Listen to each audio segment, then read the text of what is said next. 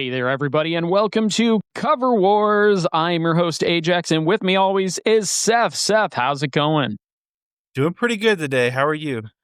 Not too bad. It's been a very busy, chaotic, stressful week, but it's almost over.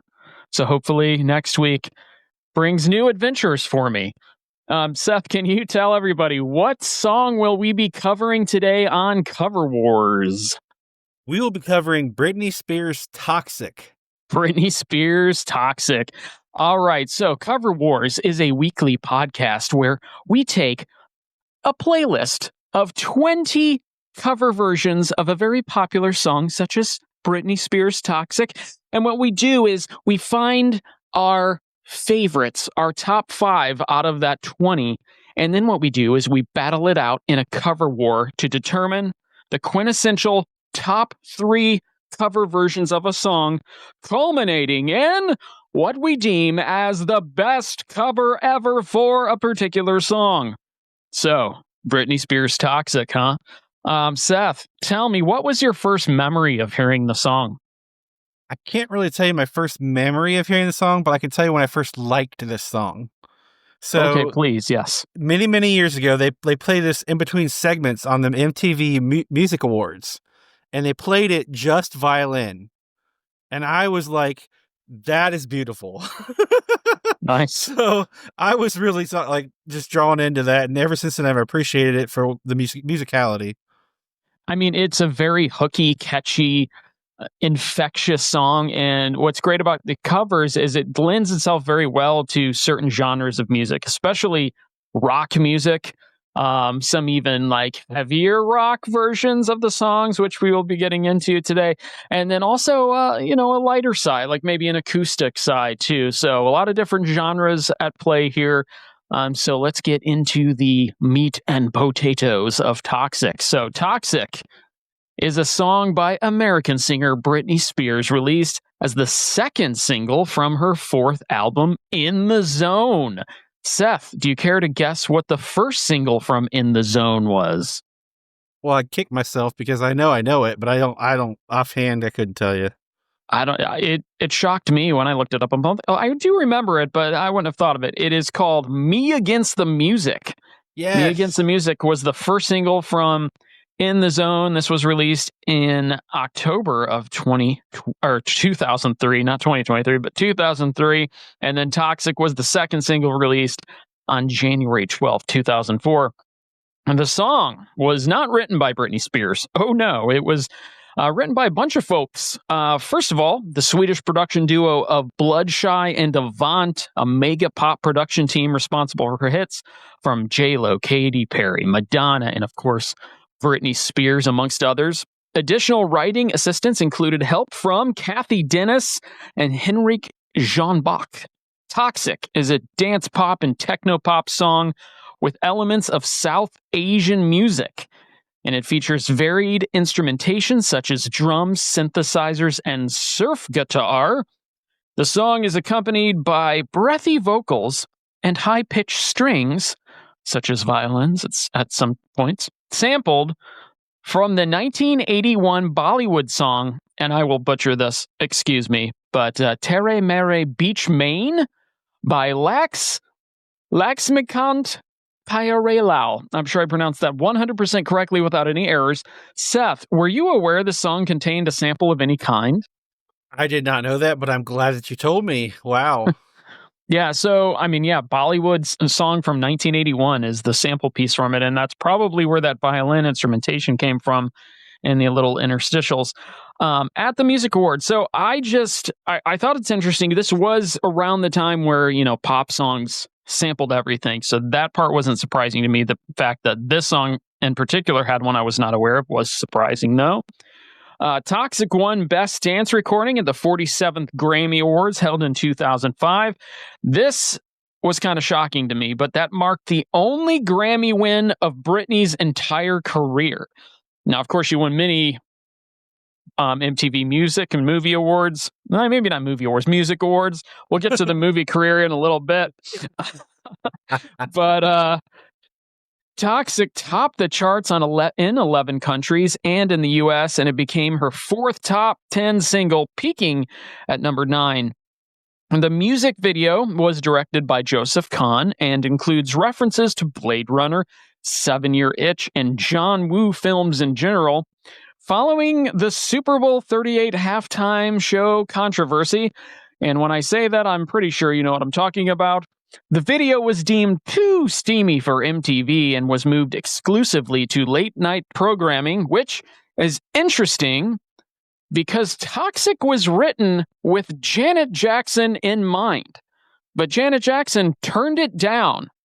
So then it was offered to Kylie Minogue, Australian pop superstar Kylie Minogue, and then she turned it down. And then finally, they're like, Britney might be interested in this. And she was. And so Britney recorded it. So very interesting there. What are your thoughts on all that? Could you imagine if Kylie Minogue or Janet Jackson had that song? Oh my goodness, it'd be a whole different song, wouldn't it? On another timeline somewhere. Yeah. We have Kylie Minogue's third hit. Yeah. Global hit. I think she had she had like 20 in Australia and like another 10 in the UK. Third US hit, I should say. I'm a fan. Yeah, Janet. Well, I mean, like Janet, I can see. I could see Janet doing it. Kylie Minogue, maybe she'd invent another dance to it or something. Maybe. True. So let's talk about Britney, shall we? It's Britney, Stitch. I brought Stitch just for that amazing joke. It was such a necessary joke. All right. That took me a bit to sink in. Sorry, I didn't prepare you for it. I should have. Okay, let's talk Britney here. Britney Spears is often referred to as the Princess of Pop, having had a significant cultural impact on music in the early 21st century, being one of the first artists credited with reviving the teen pop genre. Mm-hmm. Seth, any early Britney memories? Oh, I remember the first 2 music videos I think that came out, and I was a teenager at the time, and I remember hanging out with some other teenagers, and some of the group liked Britney Spears and some didn't, and I feel like that's kind of how it went throughout her career. That pretty much sums it up. Yeah, I mean, Britney Spears, you could not escape her in the late 90s, early 2000s. She was everywhere. I mean, she was part of the pop takeover at the time. Born in Macomb, Mississippi on December 2nd, 1981, so you hear her southern accent. She is 43 years young right now. She got her start as a member of the musical Ruthless in 1992, and of course, the final 2 seasons of the all-new Mickey Mouse Club, alongside several other budding soon-to-be stars. Britney has 9 studio albums, with her last being Glory, released all the way back in 2016. Britney has recently denied rumors of a new album, stating that she will, quote, never return to the music industry. She clarified that while she writes songs, it's either for fun or other artists. She mentioned that she's been working as a ghostwriter. Did you know that she's a ghostwriter now? No idea. I had no clue about this. That was kind of shocking to read. So she's written, apparently in just the last few years, she's written over 20 songs for other artists. And there's been rumors that she's writing with and alongside Charlie XCX, as well as Julia Michaels, which I can see that. I can hear it. And of course, they have very similar genres and influences. And those two are, of course, very influenced by Britney's music themselves. Spears' relationship with the music industry has been soured ever since her conservatorship, and AP News reported that she expressed fear of the industry after the conservatorship. I can't say that word. Conservatorship has ended. So when flawless. Oh, thanks. I'm just mowing over the syllables. When you're making millions of dollars, you do want your finances to be well taken care of, so I can respect that. Her net worth currently is somewhere between $60 and $70 million. So wow, we're not at Taylor Swift levels by any means, but I would certainly want my money handled correctly. So you can tell why she's scared of getting back into the music industry, or just doesn't want to deal with it altogether. So before we get into the lyrics, any other Britney side notes? Not that I can think of. I'm really excited to hear your top 5. I've been on the edge of my seat. Oh, I'm very curious as to yours as well. We're going to touch on these lyrics real quick. The lyrics draw an extended metaphor of a lover as a dangerous and addictive drug. According to Britney, it's about a girl becoming obsessed with a guy. So let's get into some of these lyrics. Baby, can't you see I'm calling? A guy like you should wear a warning. It's dangerous. I'm falling. There's no escape. I can't wait. I need a hit, baby. Give me it. You're dangerous. I'm loving it. Too high. Can't come down. Losing my head, spinning round and round. Do you feel me now? So that was verse 1. Then we go into the chorus, the infectious chorus. With a taste of your lips, I'm on a ride. You're toxic. I'm slipping under. With a taste of a poison paradise. I'm addicted to you. Don't you know that you're toxic? And I love what you do. Don't you know that you're toxic? So into verse 2 now. It's getting late to give you up. I took a sip from my devil's cup. Slowly it's taking over me. Too high, can't come down. It's in the air and it's all around. Can you feel me now? Then we go back to the chorus. And then another repetition of the last line of that chorus. Don't you know that you're toxic? Then we repeat the chorus. And instead of a bridge, we just have an instrumental insertion, which you can tell a lot of the covers that we heard, they either went right back to the chorus to save time, or they did their little thing where they added a instrument solo, or they just, sang the chorus for a third time. So the chorus does pick up again after that little interstitial. Then we've got an outro. So if you don't have a bridge, you got to have something else. You can't just have the chorus. That's just a me thing. So I like that there is an outro here. And that outro is, intoxicate me now with your lovin' now. I think I'm ready now. I think I'm ready now. And that repeats again. So anything that stands out to you in these lyrics? There's something catchy about them.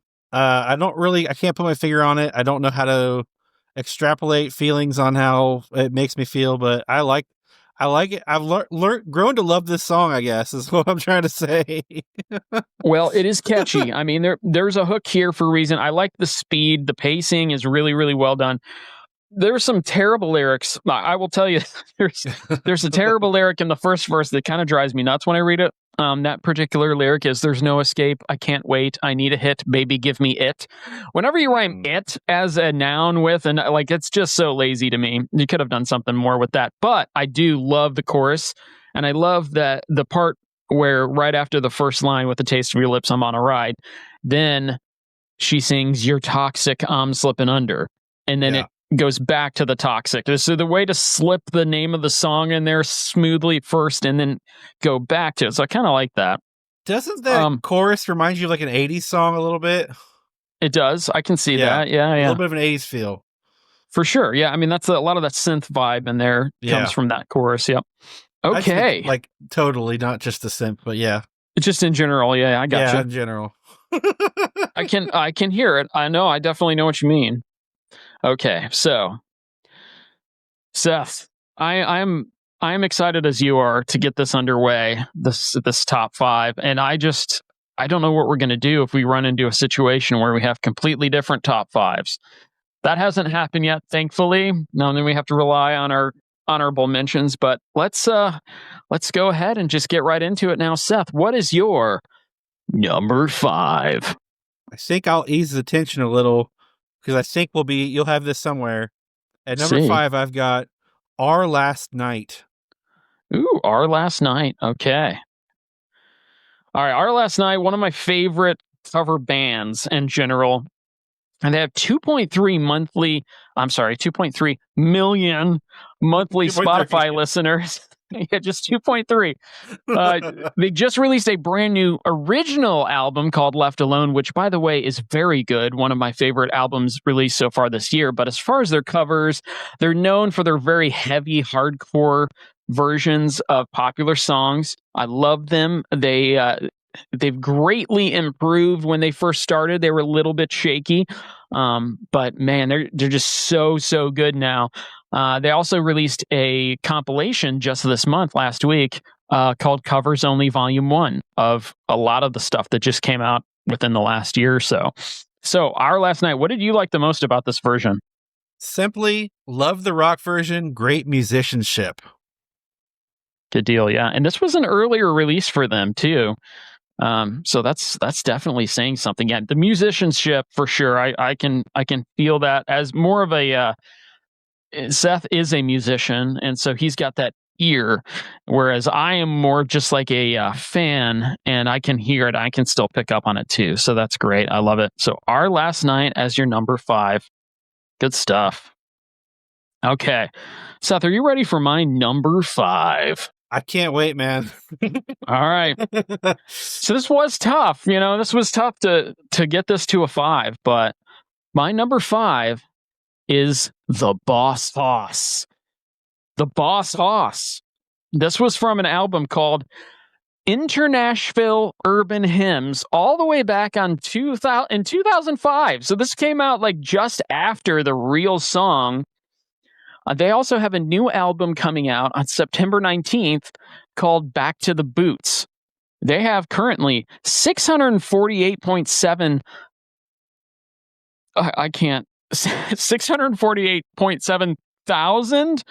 We'll just say 649,000 monthly listeners on Spotify. And they're a 7-member band from Berlin. They're a German band.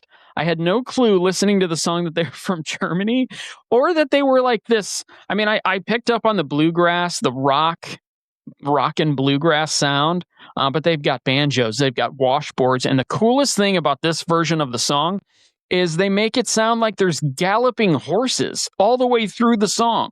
You hear these galloping horse sound effects. I think there's even some thunder at a certain point at the end of the song. It's just, it feels like you're out west and you're just on a wagon and you're being carried by these horses through the desert as you're listening to a bluegrass version of Britney Spears' Toxic. And I'm just like, what? I had to listen to it a few times before I started liking it, and then I started loving it, and it's my number 5. And they are The Boss Hoss from Germany. Wow. What do you think of that version there, Seth? I'm speechless. Well, okay. That's what Seth thinks of that song, that version. That's funny to me. Hey, it wasn't in my top 5 until very recently, as of today, actually, but I heard it so many times now that I really do love it. It grew on me so much. I love the galloping horse sound. Okay, we'll move on then to Seth's number 4.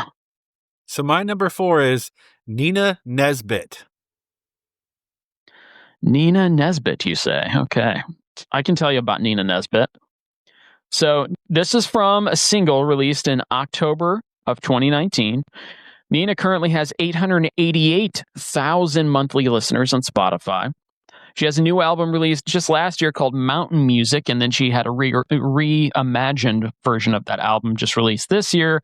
She is a Scottish singer-songwriter. She has 4 full-length albums. She's earned multi-Scottish Music Awards, and then she's just got a beautiful tone to her. So, Seth, what did you like about her version of Toxic? So, like you said, it's soft, easy listening, and that beckons for more. So I just couldn't get enough of it. I kept putting it on over and over again. Nina Nesbitt. Yeah, I'm always been a fan. Of course, she's much bigger in the UK. But yeah, I mean, this is just a great version of the song. So Nina Nesbitt, good pick for number 4. So Seth, are you ready for my number 4? Oh, I can't wait. Okay. Well, you don't have to wait very much longer because my number 4 is Nina Nesbitt. That's right. We have a match. And my number 4 is Nina Nesbitt. So when it's about midway through the song, but once you hear her rasp she has this little like yelly rasp. Oh my goodness. I'm like, okay, well, she's a contender because that thing, I mean, you're already struck with the tone and just like the beautiful way she like just goes about doing the song. And then when you hear that rasp, it's just perfect. And I thought the instrumentation throughout was very, very subtle. And I felt that it just really helped capture the essence of the song itself and just a great version of it, put it in a different light. So yeah, Nina Nesbitt is also my number 4.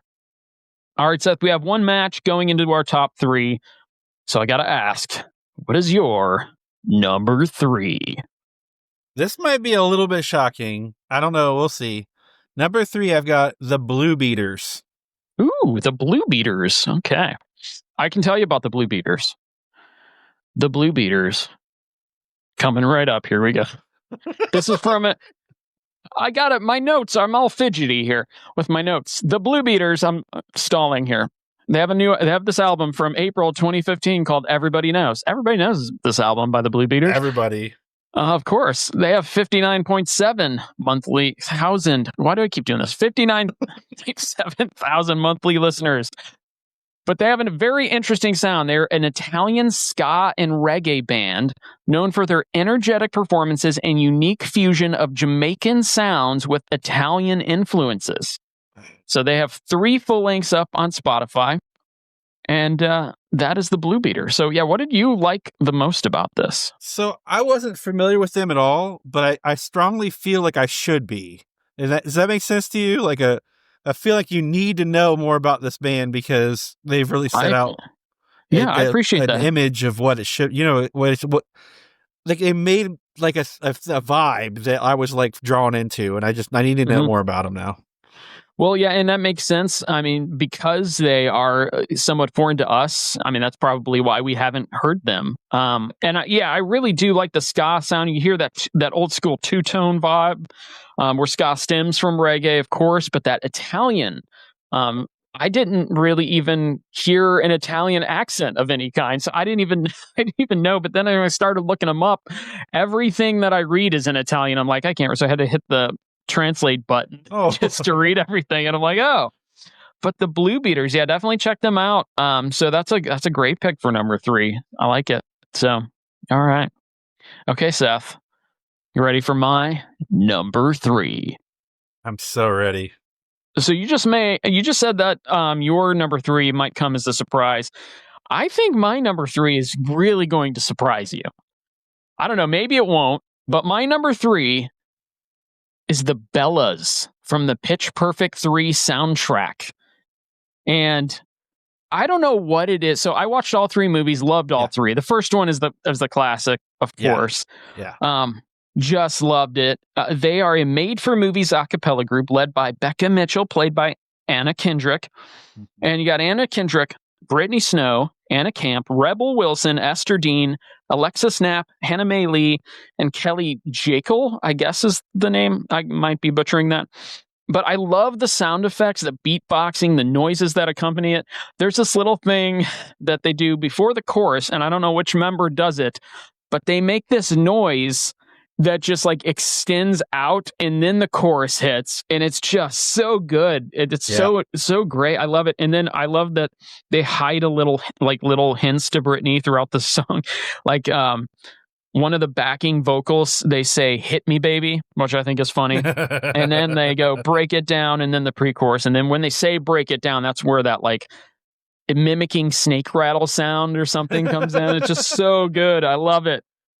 So, what did you think of the Bellas? I love the Bellas. I'm a fan of the movie series. I own all 3 of them, so that shows you. I really dug it, and I'm not faulting you for that one at all. Well, I hope we hear more from them in the future. And the one thing that just shocks me, that surprises me, is that Anna Kendrick has done nothing else with music. Mm-hmm. I mean, she's still very young. She can still do more.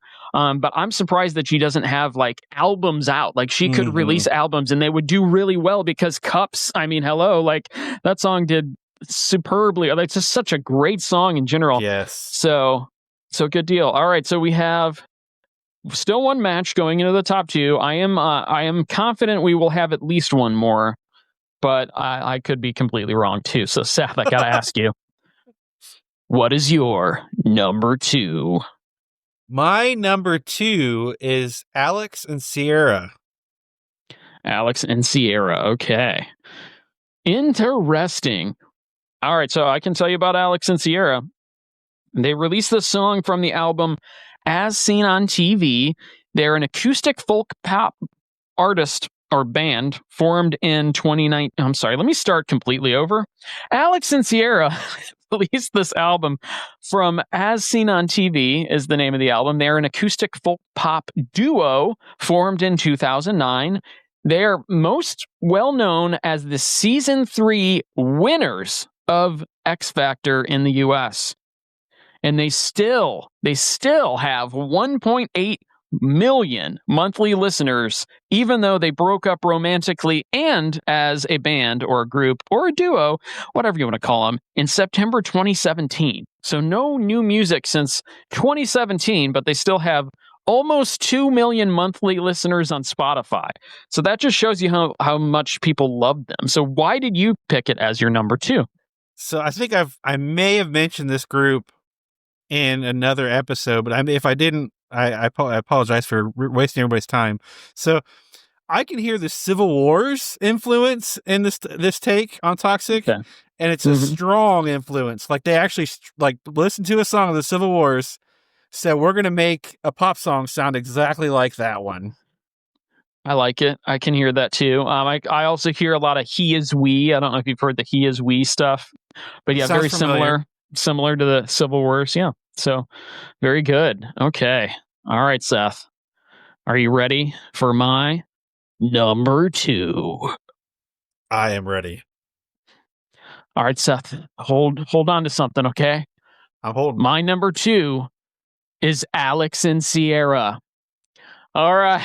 So Alex and Sierra, I loved them, and I was very upset to hear not only that they broke up and then we'll never get music from them again, because I thought, No Doubt made it with, like there's other instances of a band containing members of that band as exes, and they still made it and still were able to be successful with it. So I always leaned on to hope for it, but yeah, they'll never probably get back to it. It must have been a brutal breakup or something. I don't know. But they just, their voices together are great. And then Sierra leads the song. The Alex vocals come in to highlight hers, but it's just so well done. Very, very great version of Toxic. And I think that's why the song Toxic lends itself so well to that acoustic vibe between the two. So yeah, loved them. Yeah, my wife and I, we watched that whole season, and we were rooting for them the whole time, and we were glad to see that they won. So, all right. So before we get our number 1s revealed, it's time for some honorable mentions. So Seth, what have you got in the honorable mentions? So not only was this like the hardest episode we've done so far, I'm going to have to give you 5 honorable mentions because I can't narrow it down. I can't narrow it down any less. I appreciate that. Let's do it. Give me 5. At 6, I've got Calum J. Wright and Bailey Rushlow. At 7, I've got Rumor Willis. At 8, I've got Izzy Perry. Yeah. At 9, I've got Colin and Caroline. And 10, I've got the Bellas. Oh, nice. Okay. Well, at least they made your top 10. I love that. So give you a few little hints. First of all, that Rumor Willis, that is the Rumor Willis, not just like somebody also called Rumor Willis, because Rumor is a very, very one of a kind name. So Rumor Willis is the eldest daughter of Bruce Willis and Demi Moore. She only has a couple thousand monthly listeners because this is like the only track that she's released outside of the Empire soundtrack. She performed a lot of songs for the Empire soundtrack. Wow. But she's got beautiful soulful tones. Izzy Perry, this is the second time he's shown up. He blends these soulful psychedelic melodies over lush, funky, vintage synth beds. Callum Wright and Bailey Rushlow, This was from an acoustic single release in January of 2021.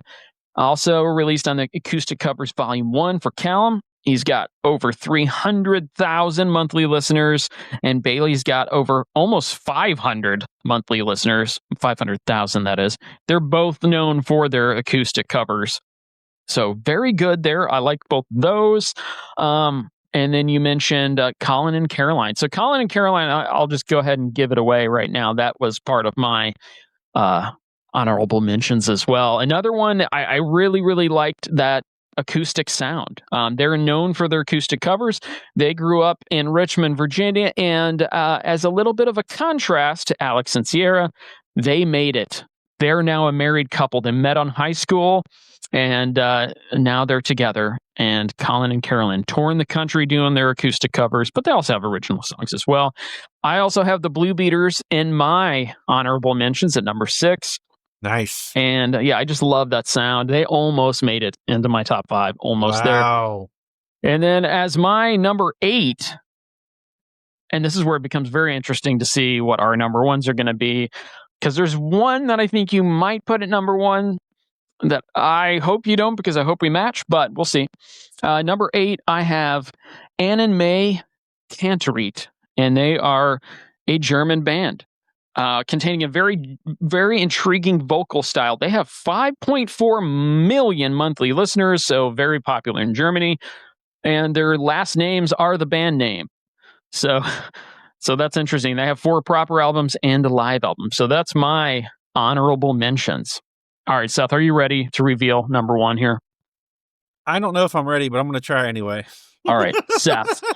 I'm rooting for you to pick my number 1 and us have a match and we can have an easy top 3, but I'm also intrigued because I have a guess as to what your number 1 is, and I hope it's not, but at the same time, I respect it if it is. So, Seth, without any further ado, what is your number 1? My number 1 is Yale Name. All right, Yale Name. Okay, and I don't know how... I did not look the pronunciation up for that. I think it might be Yael Naim, like Naim, Yael Naim, but I don't know. I could be way off. I don't know. I'm pardon my horrible English accent, my American accent, I guess. You got to dumb it down when it comes to me, so it's all good. I understand completely. So Yael Naim. So this was self-titled. This was from her self-titled 2007 release. And it was also a collab with somebody named David Donatian. And she has 1.2 million monthly listeners on Spotify. She is a French-Israeli singer-songwriter and multi-instrumentalist, a score composer, and a producer. And she's got this music box sound, very tender vocals, and you can hear the accent in there, which I love. So, Seth, why is Yael Naim your number 1? So it's a new take that's breathed life into it. I had this at 6, and it crept all the way up. I also enjoyed the theatrical feel of it. So there you go. Very nice. Okay. Yael Naim at number 1 for Seth. All right, Seth. Are you ready now? I am ready. Number 1. I need to know. Well, okay. I feel like I need to tell you that the one that you picked for your number 1 is what I thought that you might pick, that I was a little concerned about, but also at the same time respect that you picked it. Because my number 1 is none other than Local H. Local H from the album Alive 05. They're the iconic alt-rock duo known for their unorthodox 2-piece setup and just the rock vibe that they can get, that they can produce from a drum kit, a guitar, and a pedal board. It's just unlike anything you'll ever hear. And they're just known for their energetic live performances. And I love how this song, it's so subtle. It creeps up from just being a very basic style cover and then just gets more complex. The ball starts rolling, you're hit with the chorus, and you're like, okay, it's stepping up. And then it never lets go. It gives you the 1-2 punch, the second verse, just hits you like a truck. And then by the end, the very end, what they do with the outro is what really sold me on the song. I love what they did with the outro to the song, and that is why Local H is my number one. So, Seth, what did you think of Local H's version? I have to interrupt you there because you thought you knew my number one and you're right. I thought that was going to be your number one going into this. So Nice. I just assumed, I had a feeling. I like that version. I just feel I connected more with other rock versions of the song. It's simply probably just in the day that I listened to it. You know what I mean? Like, could be. I mean, everybody's got different flavors. That's what's great about this show, and that's what's great about just finding different versions of songs, because everyone is so unique. They've got their own little touches to them. I'm a casual Local H fan. I know people who are extreme fans and who go to like all of their shows, or at least their shows whenever they're nearby. I'm not that kind of fan. I mean, I respect them from a distance. I love a lot of their albums, a lot of their songs, and they do a lot of covers and a lot of very interesting covers. They get eclectic, and that's why they did Toxic, because they just love the song, and it, lent well to the vocal stylings and the music itself. But yeah, there's something about this song. The more and more I hear it, number one was a no doubter for me. It was the 2 through 6 and 2 through 8 that I kept going back and forth with. But Local H was always going to be my number one. After I heard that the first time, I'm like, absolutely. So good. We knew each other's number ones, but at the same time, each other's number ones weren't even in the honorable mentions of the other. So putting this top three together will be quite interesting. So it looks like our number 2 is quite obvious, which I never would have imagined that our number 1 is quite obvious. I never imagined that our number 1 would be what it is. So it's looking like our number 1 is Alex and Sierra. So throwing out something here. Yeah, go ahead. What did we match that was in our honorable mentions? Do we make something out of that? Or well, okay, so you had Blue Beaters at number 3, and I had Blue Beaters at number 6. Okay. And then we both had Nina Nesbitt match at number 4. So it makes me think that Nina Nesbitt, whoa, I'm all over the place. I just hit my mic. Yes, I did. Oh my God. I'm a mess tonight. It's one of those weeks. The week has bled into my podcasting skills, where I knock my mic over with my pen and my pen falls to the floor. So yeah, Nina Nesbitt, I'm thinking, has got to be our number 2. And then would you agree then that number 3 goes Blue Beaters? Was there anything else in any of the honorable mentions that was close to it? So the only other thing, I don't even have Our Last Night in my, which I love them. They will definitely show up on the show again for sure. I just didn't care for this version as much as I cared for a lot of their other versions of covers. I'm not seeing a whole lot. We've got our top 3 then. So it is funny. I love how shocked you were at my Boss Hoss pick. And what's funny is that Our Last Night version, that was toward the tail end of mine too. I just didn't like that version of the cover that they did. Yeah, I love them as a band. But yeah, that cover, I mean, I liked a lot of the others. So yeah, we went some different ways, but we matched on a couple. Nina Nesbitt at the exact number, number 4. Alex and Sierra at the exact number 2. So the final, here we go. At number 3, the Blue Beaters. Then at number 2, Nina Nesbitt. And the very best cover version of Britney Spears' Toxic goes to Alex and Sierra. And it's just unfortunate they couldn't work things out. Oh, well. All right, Seth. So this has been super, super fun. Would you like to know what song we're going to be covering next week? Oh, I can't wait.